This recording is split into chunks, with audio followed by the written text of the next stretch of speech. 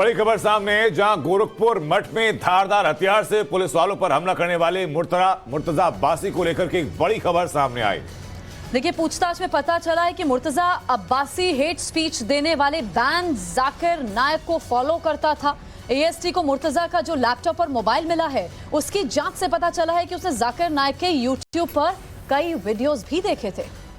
Mobile laptop की बरामदगी हुई थी मुर्तजा के पास से, और उससे इस बात का बड़ा खुलासा हुआ है कि मुर्तजा अब्बासी जो कुछ सीखता था वो जाकिर नायक से सीखता था, उसके वीडियोस देखता था।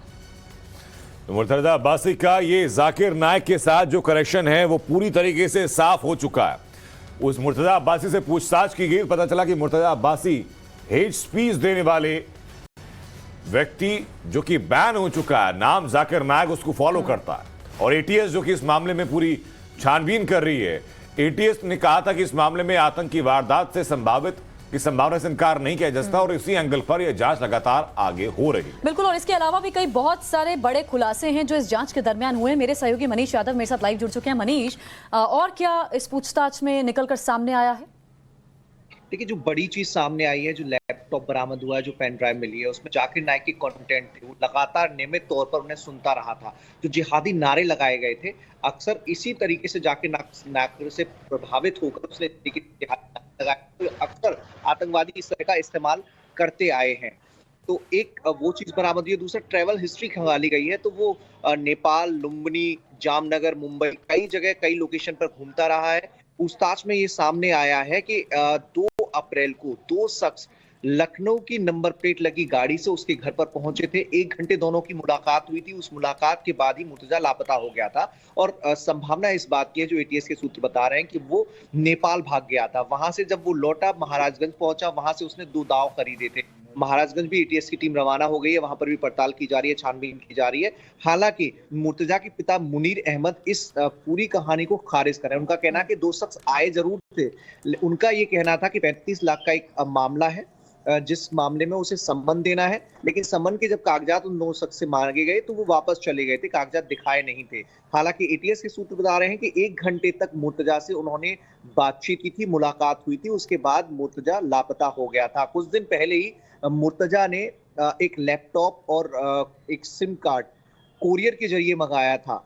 वो नया लैपटॉप था, उसके जरिए ही वो अपने आकाओं के संपर्क में रहता था। इसकी संभावनाएं जताई जा रही हैं। जो सोशल मीडिया पर उसके अकाउंट थे, उसकी चैटिंग भी खंगाली जा रही है। ज्यादातर फोन बुक में जो नंबर सेव है वो मुंबई के नंबर सेव है। उन नंबर्स पर भी एटीएस के अधिकारी कॉल कर रहे हैं। वो नंबर किसके हैं उसकी पड़ताल की जा रही है। इसके अलावा जो मुर्तजा के पास से, मुर्तजा के रूम से सामान बरामद किया गया है, उसमें इस्लामिक साहित्य बहुत है। अरबी भाषा में लिखी किताबें उसके रूम से बरामद हुई हैं। ये किताबें कैसे उस तक पहुंची, इसकी पड़ताल की जा रही है। मोटिव क्या था, किसके संपर्क में था, कौन मुर्तजा को लीड कर रहा था, कौन डायरेक्ट कर रहा था, ये सारे सवाल अभी एटीएस के सामने हैं, और एक एक करके एटीएस उन सवालों का जवाब तलाशने की कोशिश कर रही है। एटीएस के जो एडीजी है नवीन अरोरा, वो गोरखपुर में मौजूद है। साथ ही एसटीएफ के एडीजी अमिताभ यश, वो भी वहां मौजूद है। तो दोनों मिलकर जॉइंट इन्वेस्टिगेशन इस मामले में कर रहे हैं। मनीष, लेकिन वो जो धारदार हथियार जिससे हमला किया मुर्तजा ने, कि वो हथियार कहां से उसको मिला या कहां से उसने खरीदा, इस बारे में कोई जानकारी, और कैसे प्लान किया गया इस पूरे घटनाक्रम को? देखिए, अभी तक जो प्रारंभिक जानकारी मिल पाई है, महाराजगंज से उसने ये 2 दाव खरीदे थे।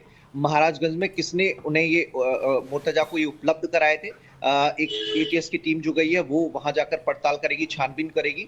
कितने लोग उसके संपर्क में, नेपाल जब गया था तो नेपाल में उसकी मदद किसने की, नेपाल में कोई हैंडलर उसकी मदद कर रहा था, या फिर कोई कनेक्शन था, बीच की कड़ी थी जिसके चलते वो अपने आकाओं के संपर्क में था। ऐसे बहुत सारे सवाल हैं जिनके अभी जवाब एटीएस की टीम तलाश रही है।